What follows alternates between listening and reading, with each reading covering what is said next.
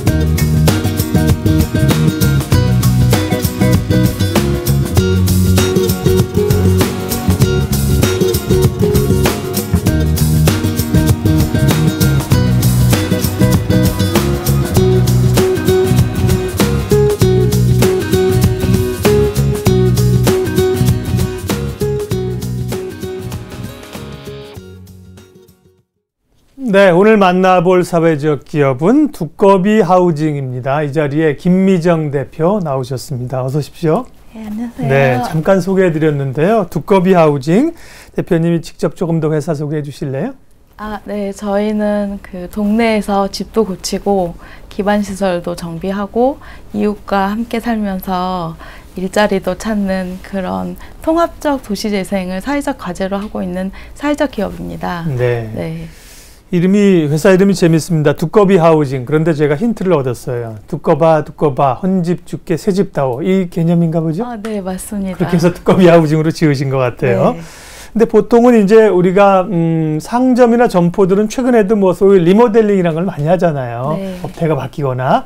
근데 이 두꺼비 하우징은 보니까 마을과 함께 주거 환경을 개선하고요. 그리고 이제 도시 재생을 위한 노력도 함께 하고 계시다는 그런 가치가 있는데, 예, 구체적인 모델이나 사례를 좀 소개해 주시면 이해가 빠를 것 같아요. 네, 저희가 2010년부터 은평구청과 민간 거버넌스로 출발했는데요. 그 은평구 신사동 237번지 일대에 네. 상신초등학교 주변에 이제 산세마을을 시범구역으로 지정을 하고 네. 그때부터 이제 통합적 도시재생을 실현하는 사업을 해왔습니다. 네. 2010년부터요. 네, 네. 그럼 그때 이제 회사가 설립이 된 건가요? 네, 네. 네.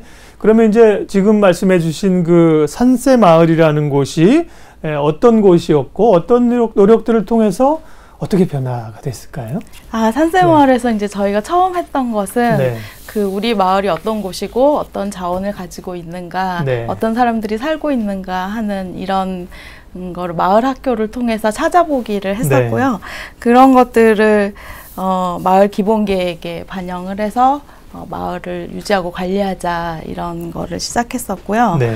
그 산세마을의 집들이 대부분이 낡아서 에너지 비용이 되게 높거든요. 네. 그래서 따뜻하게 고치는 일을 하고 전기나 수도가 고장났을 때 관리를 해주는 주택관리 서비스를 했었습니다.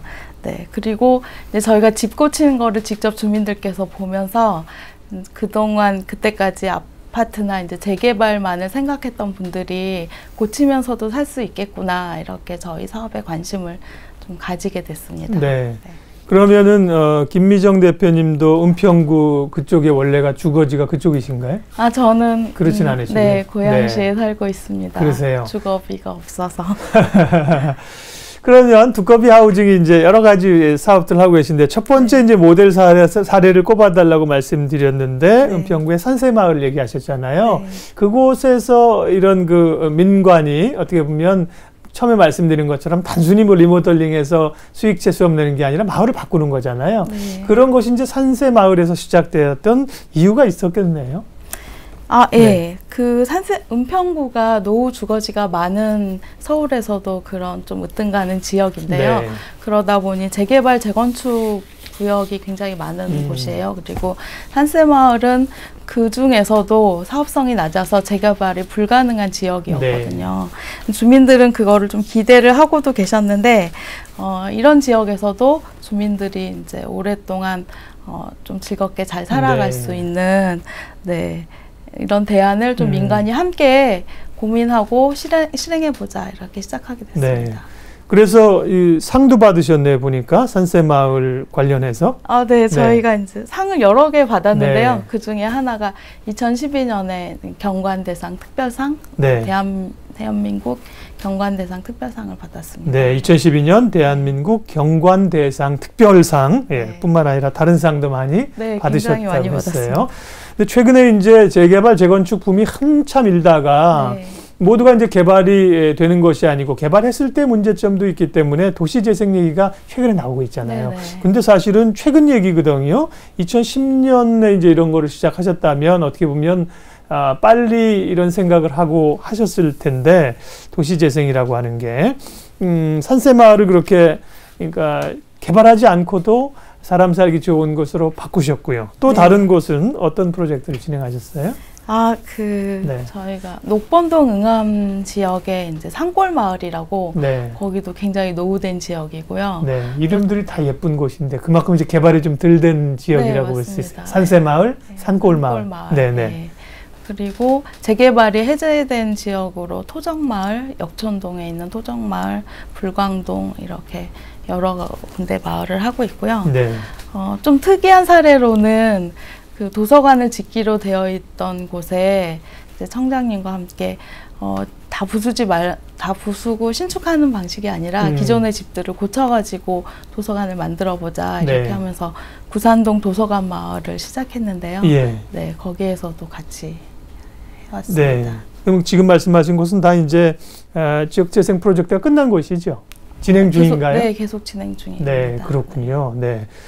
근데 이제 새로 짓는 것보다 있는 것을 이렇게 일부를 재생시키고 남기고 살기 좋게 하는 게 더 어렵지 않습니까? 어떠세요? 어려운 점과 쉬운 점이 반반 정도 있을 것 같아요. 네. 그러니까 건설을 하시는 분 입장에서는 네. 새로 짓는 게 좋고요. 편할 수 있잖아요. 네. 예. 계속 살고 계시는 분들 입장에서는 네. 사실 물리적인 공간도 중요하지만 이웃 간의 관계도 삶에서 되게 소중한 부분이잖아요. 네. 그런 것들이 깨지지 않고 유지된다는 것들 때문에 네, 오히려 주민들에게는 접근하기 쉬운 것 같아요. 네. 도시재생이라는 이야기, 제가 모두에 말씀드린 것처럼 최근에 이제 서울시의 방향도 이런 그 도시재생이거든요. 네. 이제 재개발, 재건축 지구 해제되는 쪽엔 도시재생을 열심히 추구하잖아요. 네. 그런 데 대한 모델들을, 케이스들을 이미 좀 가지고 계시네요. 네. 예. 그러면 이제 하시는 일이 어쨌든 이 마을들의 건물들을 새로 리디자인하고 혹은 이제 짓고 고치고 이래야 되니까 건설, 건축, 설계 뭐 전문가들이 꽤 있으셔야 될 것 같아요. 직원분들은 어떻게 구성이 되어 있으세요? 네, 저희가 이제 저를 포함해서 모두 15명이고요. 네. 공동체 활성화를 중심으로 한 도시재생팀이 있고요. 네. 그다음에 빈지 프로젝트나 사회주택을 공급하는 사회주택팀이 있습니다. 그리고 집수리나 커뮤니티 주거 신축을 중심으로 하는 건축사업팀이 있고요. 네. 네. 그렇군요. 그럼 대표님도 이런 현장에 많이 가실 거 아니에요? 네, 저도 네. 땀 직접... 흘려서 일하는 일을 많이 합니다. 그러세요? 디자인도 네. 하고요. 예. 네. 그래요. 기본적으로는 이제 지금 말씀하신 것처럼 도시 재생팀이 있고 여기는 네. 뭐 허물어진 담장이라든지 내부에 낙후된 시설 이런 것들을 이제 고치는 거죠. 고치는 거고. 네, 네. 거기는 주로 건축팀에서 그런 건축팀에서 일을 하고 있고요. 하고요. 네. 그러면 사회주택팀은 뭐 하는 곳이에요? 네. 저희가 빈지 프로젝트라는 걸 하고 있는데요. 네. 네, 좀 주변보다 저렴하게 청년 같은 1인 가구에도 공급하는 쉐어하우스 이런 것들을 추진하는 팀입니다. 네. 그 얘기는 좀 이따가 빈지 프로젝트는 네. 조금 이따 다시 한번 여쭤보겠고요. 네. 이렇게 마을 만들기 도시 재생 사업이 이제 가장 그 중심되는 사업인데 그것 말고도 여기저기 이제 새는 에너지를 줄이고 또 활용하기 위해서 아무래도 이제 낙후된 시설 같은 경우는 에너지 효율도 많이 떨어질 거 아니에요. 네네. 에너지도 이제 에너지 사용 진단도 해주시고 또 성능 향상 사업도 진행하신다면서요. 네, 저희가 이제 낡은 집의 가장 큰 문제가 비가 새고 네. 곰팡이가 피고 결로가 생기고 근데 너무 추워서 에너지 비용이 많이 들고 맞아요. 이런 것들이거든요. 그래서 그중에 저희가 에너지 문제에 좀 주목을 하고 네. 전문 장비랑 전문 인력이 있습니다. 그래서 이걸 좀 정량화된 수치로 진단을 하고 그거를 바탕으로 해서 설계를 하고 적정 기술을 지불 가능한 비용으로 고칠 수 있도록 고민을 해서 고치는, 시공하는 일까지 하고 있습니다. 네.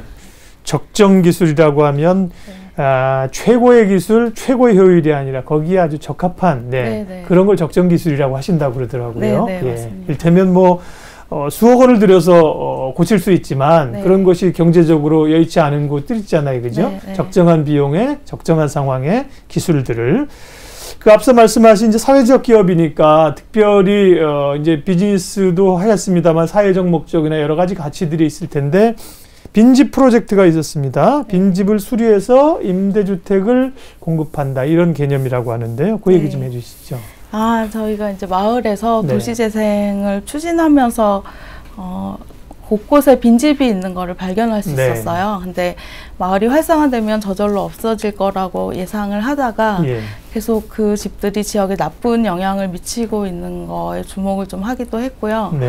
또 그런 유휴자산을 잘 활용을 해서 사용하면 오히려 마을의 활력소가 될 것 같다, 이렇게 생각을 했고, 이 공간을 그러면 청년들이 좀, 마을에 노인분들이 많이 살고 계시거든요. 그래서 청년들이 살 수 있는 쉐어하우스 등으로 고쳐서 공급하면 어떨까. 그래서 비어있는 집 공가에서 함께 사는 집 공가입니다. 저희 프로젝트 이름이. 근데 이제 빈집이라고 해도 다 소유주는 있을 거 아니에요. 그 소유주의 동의를 얻어야만 되는 거 아닌가요? 네, 소유주에게 저희가 최소 4년에서 길게는 10년 이상까지 임대를 하고요. 저희가 다시 이제 그 입주하는 분들과 임대 계약을 맺어서 하는 거고, 집은 저희가 고칩니다. 그렇군요. 그분들 입장에서도 뭐 흉가로 빈집으로 남아있는 것보다 이렇게 새로 새 단장을 해가지고 집이 필요한 분들에게 임대를 주고 또 임대한 그 비용은 또 받으실 수도 있고요. 그렇군요. 자, 두꺼비 하우징이 이제 앞서 2010년이라고 그러셨죠? 2010년에 이제 어떻게 사회적 관심에서 이제 출발을 했다고 그러셨는데, 지금처럼 그때도 뭐 1인 가구 문제라든지요, 주거복지 문제라든지 이런 것이 좀 심각했습니까? 어떻게 회사, 그렇지만 이제 관심은 있지만 회사를 설립하기까지는 쉽지 않았을 텐데, 회사 설립하게 된 결정적 계기가 좀 있었습니까? 원래 두꺼비 하우징 사업은 그 은평 부청장님의 공약 사업이었어요. 그리고 공약 사업을 어떻게 실현할까 이제 고민하고 동네에 모여든 사람들이 그 나눔과 미래라는 그 주거복지를 하던 비영리법인이나 녹색연합, 그다음에 저를 포함해서 동네 활동가 이런 분들이 모여서 고민을 하기 시작했고요. 사회적 기업으로 그러면 출발을 해보자, 이렇게 시작하게 됐습니다. 그러니까 이제 올해가 5년 차이신 건데요. 사회적 기업으로서. 근데 이제 기업이잖아요. 그래서 이제 이 회사가 추구하고 있는 사회적 목적도 있지만 기업 운영도 하셔야 되고 직원들도 있고요. 또 운영하시면서 가장 보람된 때는 언제이고요? 또 좀 회사 운영하면서 어려운 점은 어떤 것들입니까? 사람들을 만날 때가 가장 보람된 것 같아요. 사람들의 이야기로부터 힘을 얻기도 하고요. 사람들과 활동을 할 때도 힘을 얻고, 또 집을 고칠 때도 굉장히 힘이 나는데요. 사실 이제 모든 사회적 기업이 그렇듯이 그 소셜 미션을 비즈니스 모델과 일치하는 게 가장 어려울 거고요. 저희도 5년 차이긴 하지만 계속 그거를 이제 구상하고 실행하고 이렇게 하고 있습니다. 좋은 사회적 가치를 실현해야 되고 그와 동시에 회사를 운영해야 되는 어려움이 있으시다는 말씀이세요. 뭐 짧은 시간에 지난 그 5년간의 두꺼비 하우징의 얘기를 뭐 다 한다는 것은 우리의 욕심이고요. 걸어온 발자취들을 쭉 봤습니다. 앞으로 계획 있으면 좀 말씀 마지막으로 해주세요. 저희가 이제 지금은 일반 기업에 비해서 임금도 좀 낮고 이익은 굉장히 많아요. 그리고 오로지 같이 일하는 동료들의 헌신으로 이 기업이 유지되고 있는데요. 좀 같이 일하는 사람들이 행복하고 같이 일해서 즐겁고 그런 지속 가능한 회사가 됐으면 좋겠고요. 또 사람들에게 좀 쾌적한 주거 환경, 저렴한 집 이런 것들을 공급할 수 있었으면 좋겠습니다. 제가 뭐 두꺼비 하우징의 직원들을 뵙지는 못했습니다만 오늘 김 대표님과 말씀 나누면서 적어도 두꺼비 하우징의 직원들은 너무나 행복하겠다 그런 생각을 들었습니다. 대표님이 이거 하고 저거 하고 이러시는 게 아니라 직원들끼리 너무 친밀하신 것 같아요. 이런 사회적 가치를 잘 이루어 가시면서 또 기업도 성장하기를 기대하고요. 함께 지켜보겠습니다. 오늘 찾아가는 사회적 기업은 도시재생, 마을을 활성화시키는 일들을 하시는 두꺼비 하우징이었고요. 김미정 대표님 만나 뵙습니다. 고맙습니다. 예, 고맙습니다.